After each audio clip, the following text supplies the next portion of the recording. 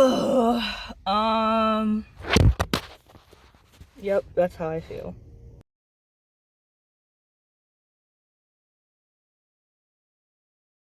Okay, I'm back. It's been a year. So let's get into it.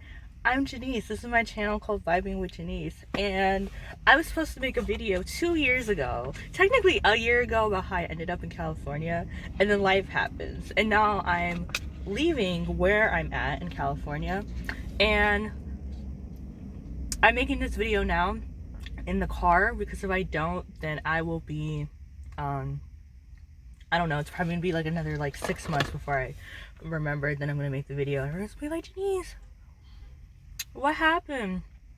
So, oh, this is so good.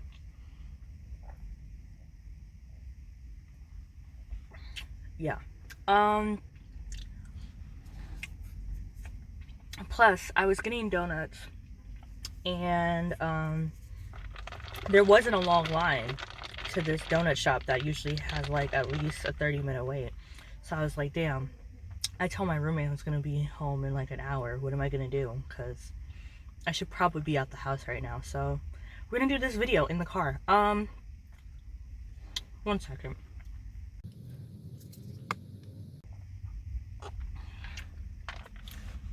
Okay, dokie.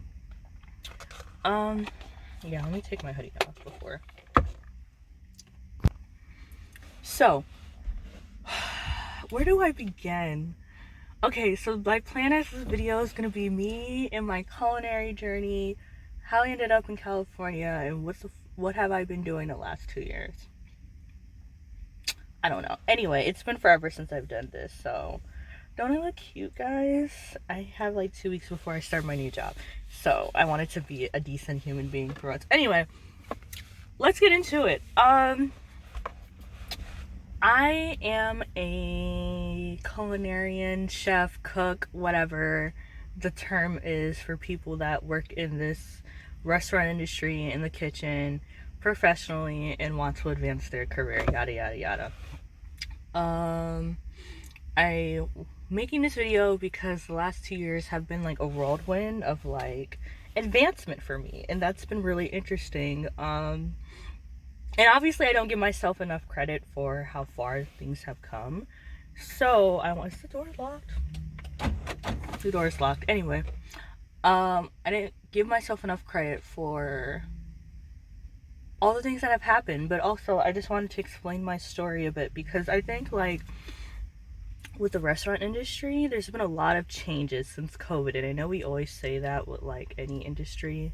Oh my gosh, things used to be this way, but then COVID happened. It's like Avatar. It's like, yeah, the world was at peace, and then the Fire Nation attacked. I always say that, like, that's what COVID is. The Fire Nation attacked, and things got flipped up and turned upside down, and all that good stuff. And I say that because I have found myself as a sous chef in the last 2 years. And part of me is like, wow, that's so great. How'd you do that? Another part of me is very conflicted into whether or not that is a deserving role, but that's me not giving myself enough credit, as I've been saying.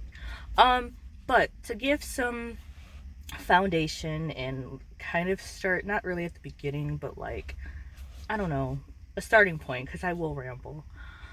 I went to culinary school at Johnson & Wales, go JWU, go Wildcats, at their North Miami campus that's now sadly closed, RIP. I got my bachelor's degree in culinary arts and food service management. And as I was like, when I went to culinary school, like I knew that like I wanted to be a chef. Like this was my life plan. I was going to graduate high school, get enough scholarships to pay for culinary school, graduate culinary school, and get a job and work in restaurants. That was as far as the plan went. Low-key, that's where the plan is now, which is why I have like an occasional existential crisis. But where I've ended up was I was working in hotels. And this is like the generic story I always tell everyone. I never planned on working in hotels. I didn't really see hotels as like a it wasn't a sector that came to mind when I thought about um, restaurants and culinary. I thought, like everybody does, the brick and mortar restaurant, something that's privately owned, chef owner owned, something in that realm. Nothing that's like a Hilton or a Four Seasons or a Marriott. Didn't think about that when it came to culinary. But I needed to do an internship. It was my freshman year of college, and I was walking around at the job fair. I saw Disney, and I was like, "Ooh, Disney! That sounds really cool." I know that company. That sounds really nice. It seems friendly. Like, let me go for that. Um, but I went to like the info session. Everyone's like, "Oh, this is such a hard industry, or not industry, a hard internship to get. Oh, not everyone just get the Disney internship. Like they grill you, da da da da da da da da." And I was just like, my resume had Waffle House in it, and that's all I got. So I felt like I was gonna get the Disney internship, and I was okay. I was just like, okay, I just need to like build my resume up. So I saw other companies, and Marriott was there, Hilton was there, a couple hotels were there. So I talked to them. I had a couple interviews, and I got a culinary internship, and I was like, whoa, okay, cool, easy. Didn't really think much about it because again, didn't know much about hotels. In terms of like how it relates to culinary and a career, like still wasn't really getting it until I was talking to one of my chefs in my classes, and I was like, yeah, I got an internship with this hotel company. Da, da, da, da, da, da. And low key, I am censoring myself because like I still work for this company, and like it's not that I'm gonna say anything bad, but like good bad things. There's a bunch of properties, and I like them, and I want them to like me, and in the case of this video actually be going viral for whatever reason, I don't want them to fire me because I like them. So anyway, so I told my chef, I was like, hey, I got this internship. They're like, you got that with that company? That's so great. And I'm like, is it? Fantastic. They're like, that can count towards your internship, like, or for your internship for your associate's degree. So like you don't need to go finding another one. It's there. And I was like, oh, lit. So summer after freshman year, I'm working in a large hotel in Atlanta, downtown Atlanta, and I think this is kind of where like my experience in the culinary industry already immediately sets itself apart because of the people I worked for. And I'm from Atlanta. Like I grew up there. So that there's things there that you're used to being from Atlanta that you go out and you're like, oh, people aren't used to this.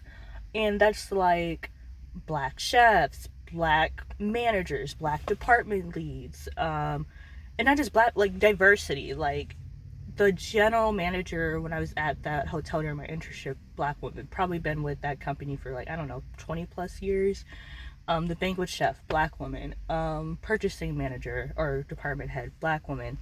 Lots of diversity, and seeing people who aren't white men in those leadership roles. And obviously, like I said, I'm from Atlanta, so I thought it was cool to see that, but it was kind of expected. I mean, now I look back at that, I'm like, oh, this is why, like, probably why I don't give myself so much credit. I call myself like as a JOHA diversity hire, but like being in such a not seen category in the culinary world, being a black woman who is a chef, because off the jump, like being in the professional world, I was seeing people that look like me in the roles that are coveted, important, valued, hopefully paid well, and all that good stuff. So for me, I was like, oh yeah, this is normal. Not normal, but we'll get to that. So I did my internship there. It was really nice.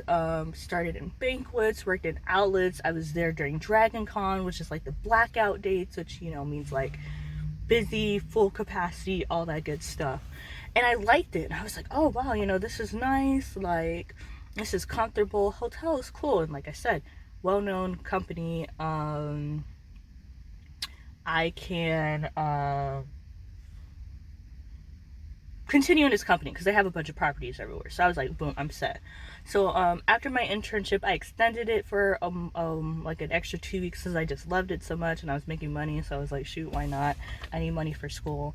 So I go back to school for my sophomore year of college. I needed a job. Was applying. Still kind of like, okay, I was thinking of like hotels kind of in, not in the same way as like Waffle House, because Waffle House, like, if I needed a job, I will never be jobless, especially if I lived in the South, because there's always a Waffle House. I can get a job at Waffle House, like, that's my safety. And like in that like realm. So for me, I was like, okay, cool, I got this hotel company under my belt. I can always go there if I needed, a job anywhere. Like, I've already worked there, boom. So I was applying still to brick and mortars, privately owned restaurants in Miami. Was not getting a job. I had my work studying in a library, and I can't remember why, but for some reason, like, this specific semester, like, I needed to work versus my freshman year. I can't remember why, but I was like, okay, I need a job. Like, I need a job. I can't just be having like these work study checks. And shout out to my Gigi. I think she was giving me like $200 a month to help me out with school, but for some reason, like, that combination just wasn't enough, and I was like, okay, I need like a job. So then I got into the luxury sector of hotels again, and I was working, and it was cool. I liked that property. The chef didn't like me, and I know it's like, oh, I don't know why she didn't like me. Like, didn't really want to train me, always was talking shit, kicked me out whenever. She would probably say I have a bad attitude, but like, I don't know. I can't remember well because I was 19 and I was like, dude, I'm just here to work and like do take care of my stuff, and you don't treat me the way that the other guys are getting treated. Another kitchen where I was the baby sis because I was the youngest and the only girl in there, so I got teased, not picked on, like bullied, but I got teased. And shout out to those guys that I worked with in Miami. I hope they're doing well. But I was just like, okay, I've done this for 4 months. I was working during, I think I worked Thanksgiving and Christmas. Like, that was the first like holiday round where I didn't go back home because I was working and I couldn't go back home. Yeah, because I did Friendsgiving that year, or I went to a Friendsgiving. Anyway, so second property, I was chilling. Like, I liked that property, like I said. I just didn't like the specific restaurant or outlet I worked in. It was the poolside water park kitchen, and it wasn't even like the food was bad. It was just like, it was simple burgers, salads. I just wanted to learn more. I was like, okay, I know how to make a fucking salad. Like, can someone teach me how to make the burgers and make pizzas and have that responsibility? Because I was already opening the kitchen, and I just wasn't getting it. And again, the chef didn't like me. She would kick me out to banquets, which I don't hate banquets. I would go work in banquet kitchen. Everyone's like, oh, Janice, welcome back. The chef was cool. She liked me. I was like, everyone likes me, girl, except you. What's the problem? Something must not be adding up. But I wasn't really getting what I wanted, and I wanted to push myself more. So, Marcus Samuelson was opening Red Rooster in Miami, in Overtown. And I saw like the job flyers when I was on campus, so I was like, oh, that's cool, let's just try this out. Because again, I'm young, I still am young, but I'm like super young. I don't know what I'm doing. I'm just trying to learn and grow, and that's just been like, I think that's like the common theme: learn and grow. I just want to learn, I just want to grow, I just want to get as much as I can from whatever I'm working. And I wasn't really happy at that hotel because of the specific kitchen. So I was just like, cool, let me just go try to apply to Red Rooster. I know Marcus Samuelson, he's on Food Network. I've read his books. Cool, why not? Why not try that out? So I went in for an interview. I, spit game. Another cool thing, and kind of similar to being in Atlanta, with being in Miami. A lot of diversity in chefs, and at least at the time that I was there.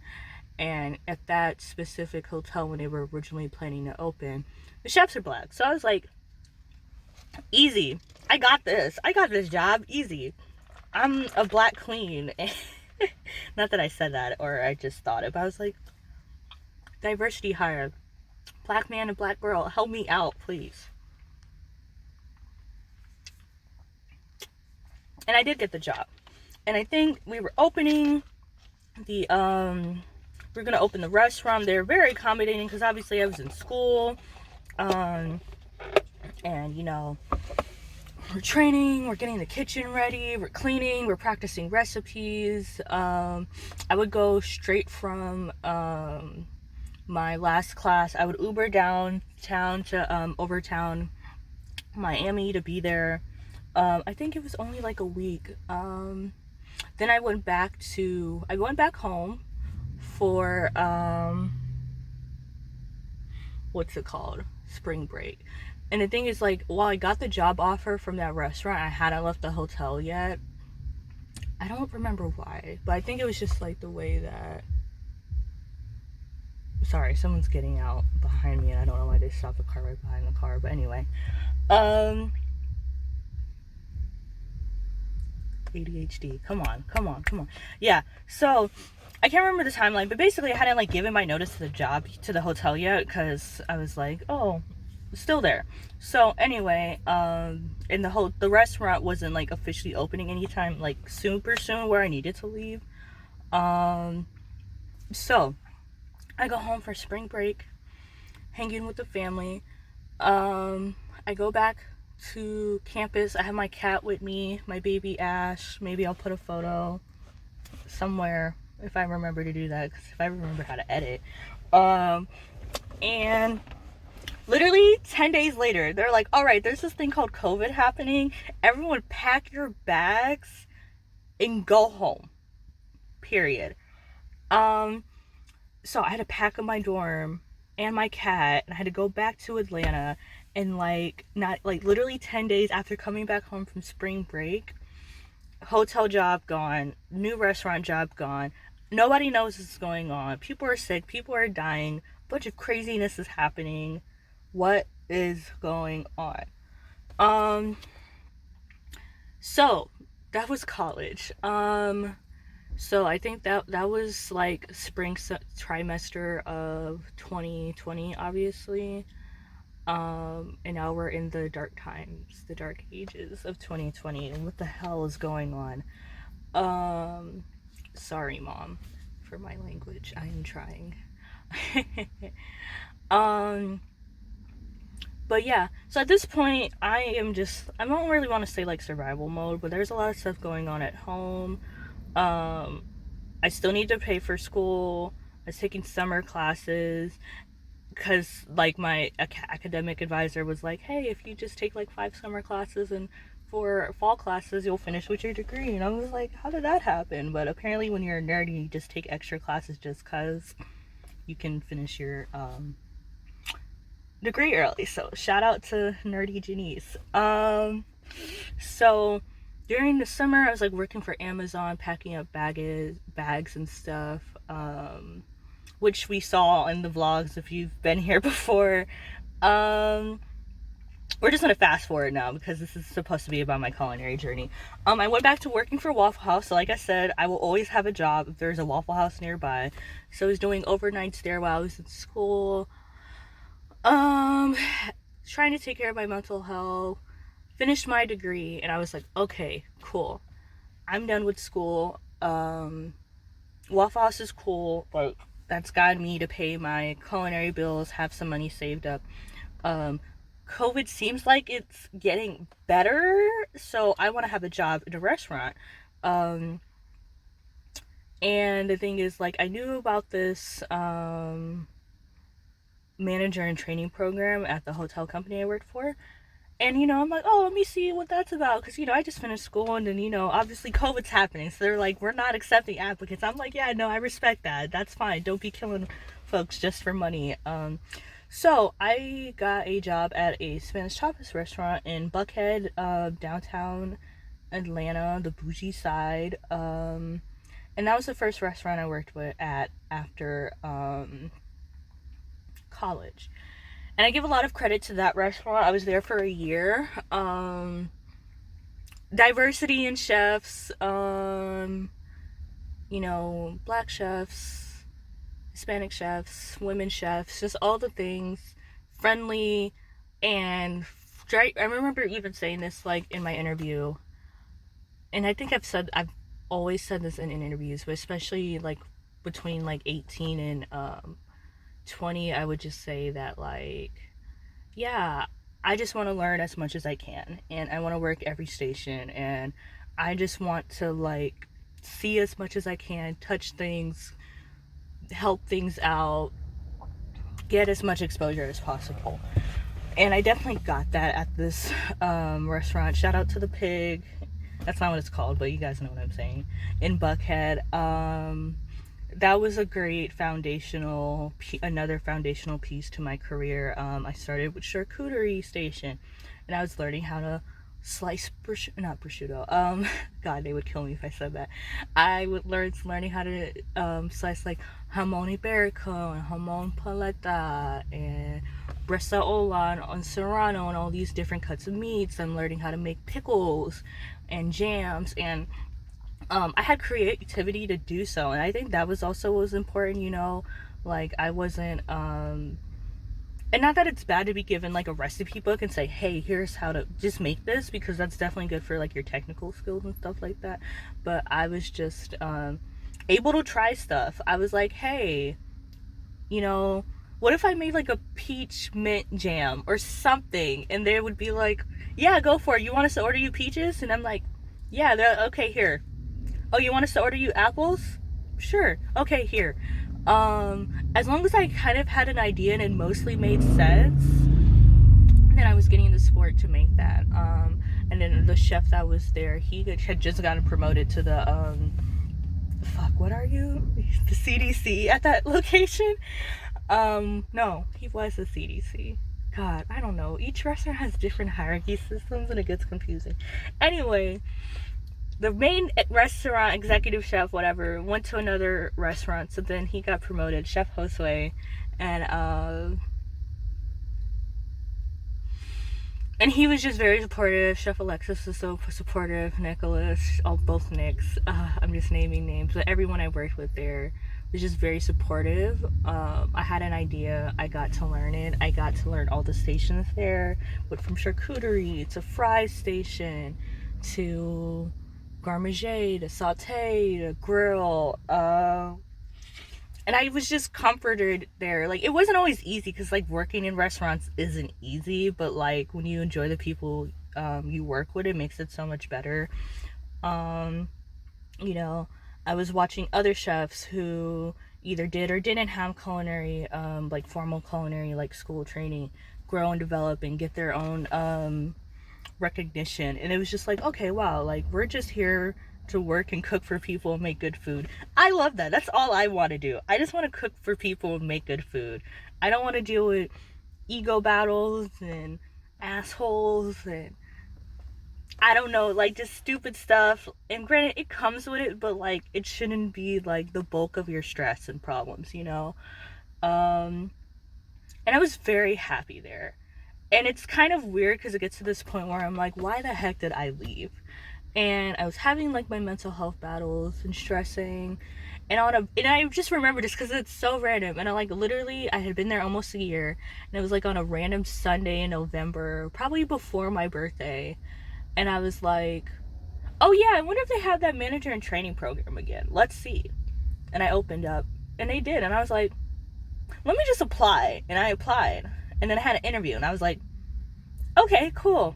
And they're like, yeah, so we're selecting you to be a candidate. Do you want to accept this job offer? And I was like, oh shit, we're here now. Okay.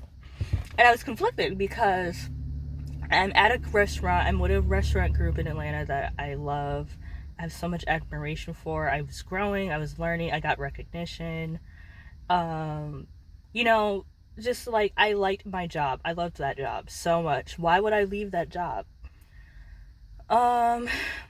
and I still don't know why I left that job sometimes, but sometimes you have an opportunity and you're comfortable and you have to go and leave and try to do something that would make you uncomfortable, and see where that takes you. So I accepted the manager and training job for that hotel group, and I got flued out to Santa Barbara, California, which is where I'm at now. Um, and the last 2 years here has been a roller coaster ride. Um, I definitely do think like East Coast kitchens are like a bit more stereotypical and strict and like I don't know, all that stuff, like not the throwing pots and pans, but the yelling and hierarchy and stuff.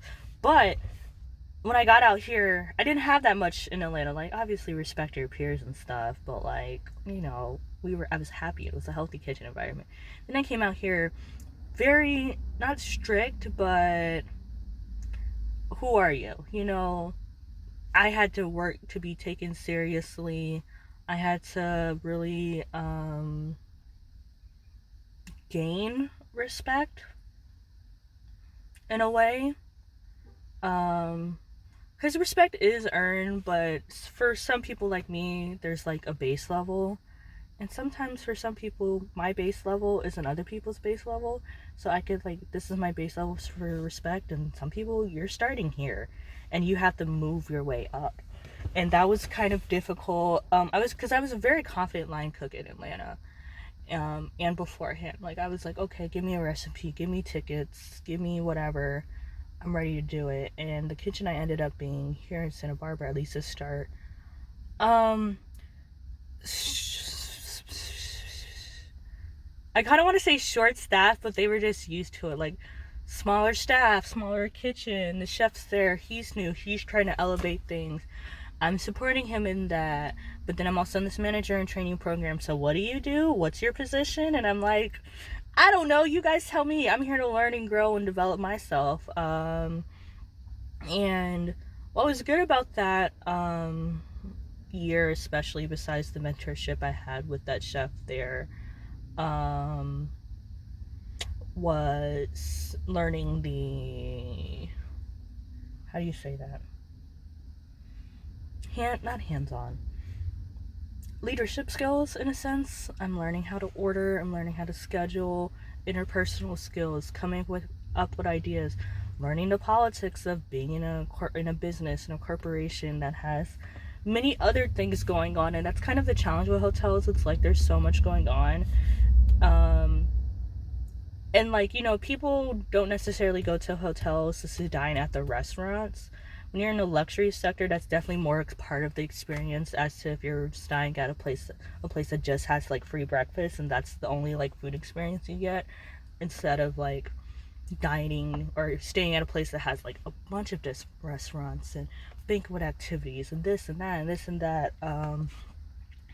So that's been like one of my like pros and cons about being in hotels. It's like when you go out to eat in like downtown Atlanta or LA or whatever, like you're going to a restaurant, like you're going to that restaurant because you want to go to that restaurant, versus like being at a hotel and there is a restaurant there and it's like, oh, do we go there or not, So but anyway, in my initial year at this property, a lot of learning like foundational skills, like how to interact with people, how to make a schedule, what's ordering, being organized. Because the chef that I was with, he was very like organized, like his way. It has to be done his way.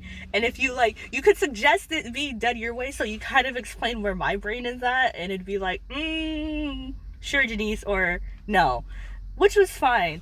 It wasn't like I was totally like ran over and like bullied, at least by that particular chef or anything. So that was like good. My relationship with the chef initially there was good, and we are still cool. We just haven't talked in forever, but it was just nice to have that relationship where we're in there together trying to make this outlet better than what it has been, and that was really cool. And then it got a little tricky for me nearing the end of my program, because like I feel like I've done really well, I've proven myself, and all these great things. And I'm like, hey, it's near the end of the program. I want to stay at this property. I want to stay in Santa Barbara. Is there a manager role that can open up for me? And like, I'm having this conversation like 2 months before my program ends. And they're like, no, but we think we can just make you like a lead line cook. And I'm like, excuse me? A lead line cook? I was like, but wouldn't that be a pay cut? They're like, yeah. I was like, but haven't I done well the last year? Yeah. And this is like not one specific chef that was there or whatever, but kind of talking to different people, and some people's opinions was just, for me, what I heard, what really came down to is just like, you're way too young. I had to spend 10, 12 years being on the line before I even got like a junior sous chef role or a sous chef role. So thanks for all you've done, but no. And I was like, excuse me? Because I feel like I wasn't given even a chance, like even just the prospect of me having a certain role was like absolutely not. And I was just like, okay, that's weird. And I asked, because and I think that's the thing, like for me, I ask questions, I follow up with people, because like sometimes it's not that I want to, for me it doesn't seem like like a fight the power type thing, but I was like, this doesn't make any sense. Like, why do you have people that are relocating, coming here to be in these roles, to fill in as managers, and then after they complete a year in your program, there's nothing for them to apply to? You want to demote them and give them a pay cut, but still expect them to have the same amount of like work and everything? Nah. So, I raised my voice and I asked questions, and a junior sous chef role opened up, and me and a couple other people applied, and I ended up getting one of the positions. And I was like, yay. So obviously that should have given me some like boost in my, it's like getting hot on this side, but it's fine. Anyway, boosted some of my self-esteem, and it didn't, but we're working on that. But come on, brain, I'm shutting down, but we're getting there. But yeah, so I worked in a couple of different outlets at the property there. I helped out for banquet events, platings, tastings. The chef that I was working for the first year, he went to another restaurant on property, so it was mainly me kind of trying to keep that main outlet that I was at together in a way. What else? So much has happened in the last year. But it got harder, and the job got harder, and not in the sense that like, oh, the standards are being raised for you. It was partially that, but like chefs left, more responsibilities unevenly distributed, and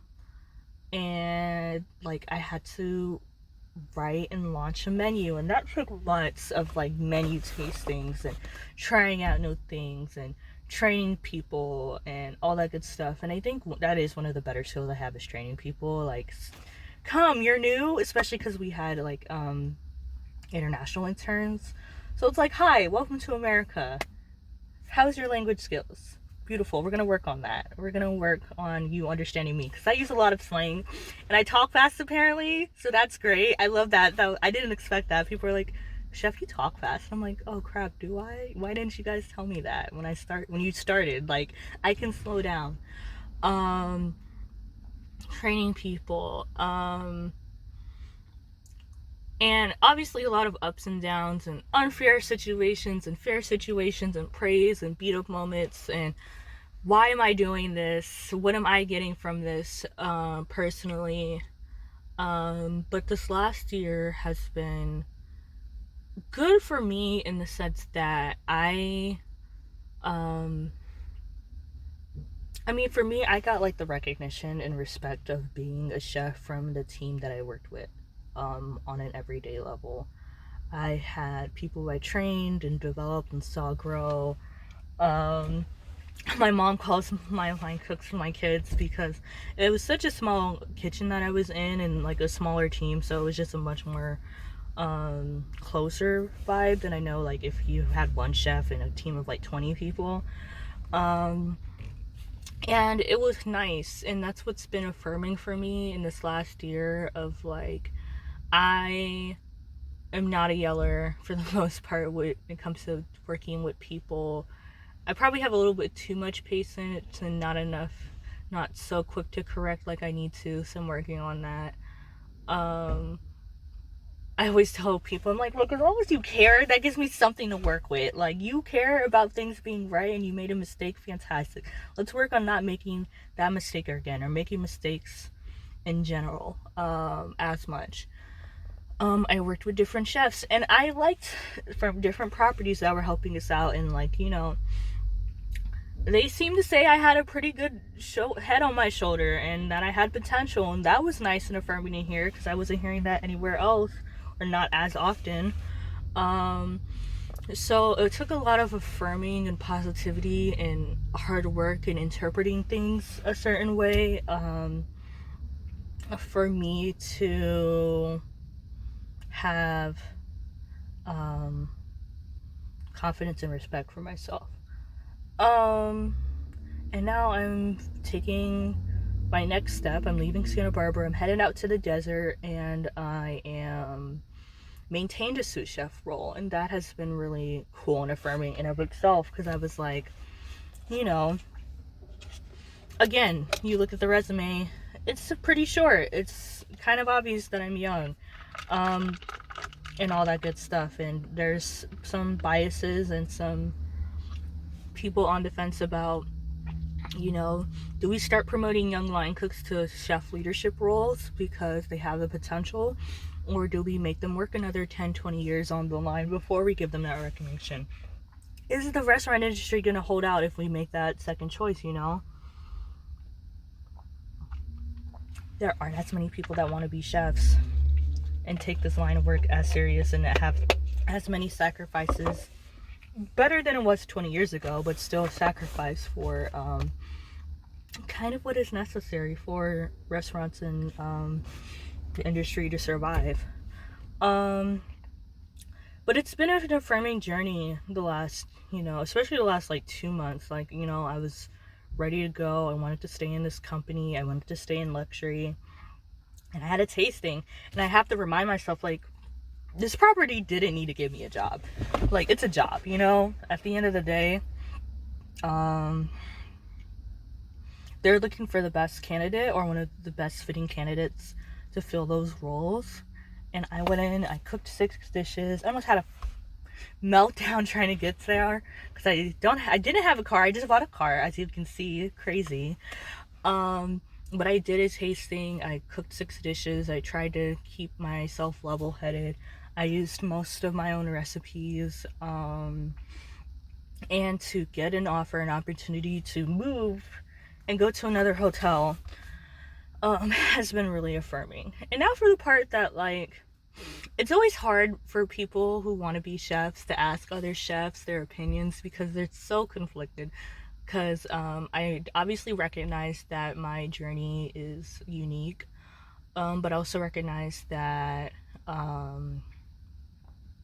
there aren't a lot of people like me, and I inspire others apparently, which is why I'm making this video. Because a couple people while I was leaving was like, chef, it's so cool to see like a lady that's a chef in your role. And I'm like, oh wow, do I really get that recognition? Am I really an inspiration and an influence? That's cool.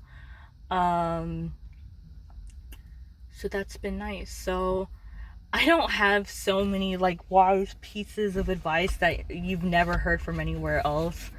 I feel like if anyone wants to take culinary seriously, read your books, whether it's biographies about chefs, recipe books, be open to learning any and everything. I think it's cool when people who like know what industry, like what cuisine they want to do. I still don't know what cuisine I want to do. I'm just here to learn like everything I can before I decide on something. Work hard, work your ass off.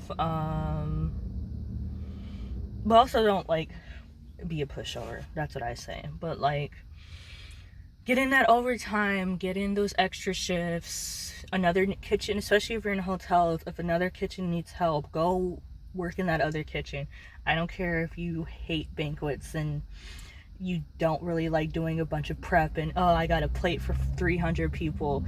Go work in that banquet kitchen for those 2 days, learn something different, see how different the operations are.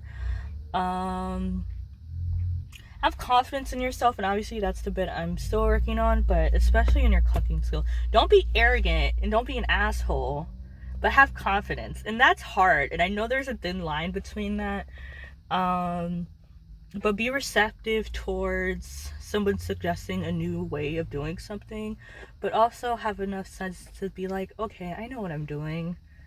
I have an idea of how to make this. I know that there's different ways of doing this. Oh, I've done this before. I can speak up. Hopefully, if you work in a kitchen where you're able to speak up and share your opinions of trying something different, you know, even if it's something as simple as, hey, I know we always, I don't know, use a ladle to sauce something up. How about we use a squeeze bottle so it's cleaner? I don't know. It could be something as simple as that, but let's try it out. Let's see it. Oh, it was cleaner. Good. You're paying attention to your surroundings, you know? The culinary industry is competitive. And that's a good thing. And it's good to surround yourself by people who will push you. But, you know, this isn't like some crazy reality TV show. You don't need to sabotage others to get where you need to go. At the end of the day, you're going to try their best. You're going to try your best. They're going to try their best. And the best person's going to win. But whether you win or not, take that with grace and go and be ready for the next opportunity. But still work hard, be kind to people, have good relationships with people. I think that's one of my things. I was leaving the kitchen. I was like, I hope I taught you guys something relative to technical skills, and also proven that you don't need to be like a literal asshole to be a chef. Like, I can be an asshole. I always say that. Those are like the direct quotes. I'm like, I'm a type of asshole, but I'm a nice person, and you don't have to be just mean to people to have a personality as a chef. But yeah, that's mainly what I got. I'm excited to see where this journey lies. I'm in the process of moving and packing, which is why I'm doing this video in the car, because if I go home, I'm gonna start cleaning and everything, and then who knows when this is even gonna get edited and posted, but at least it's filmed. But yeah, I feel like I should have more to say, but I don't. It's just very much at a crossroads and a shift in where the industry is and how we're gonna treat new recruits and everything like that. But honestly, just remember to give a shit. Like I said, I always say that and it's weird, but I mean it. Do you care about your job? Do you want things to always be right, or do you want to just cut corners and get a paycheck? And there's multiple versions of those things in all kitchens. But is the food correct? Do you care? If something's spoiled, are you gonna throw it away, or you're just gonna leave it for the next person to do? Just throw it away. Hey chef, this chicken's fucking gross and spoiled. It is, throw it away. Cool. You know, I feel like it's definitely the little things that start setting people apart. But yeah. That's what I got for now. Thank you for listening. That was definitely a blurb of word vomit. I can't believe I just sat in this hot ass car and did that. Maybe I'll vlog when I have orientation and all that good stuff coming up. I doubt it. I'll probably forget. But if you have any questions or things you just want to ask about more, I should elaborate on my experience, let me know in the comments below. Thank you for listening. I don't know if I'm gonna vlog more this year. I want to make videos. I kind of was like, how am I gonna talk to the camera for X amount of minutes, and here I am, so I've done it. But yeah, thank you for listening. Okie dokie. As usual, my name's Shanice. This is Vibing with Shanice. Thank you for listening. Please like, comment, share, subscribe, and I will catch you next time. Hopefully in less than a year now. Woo!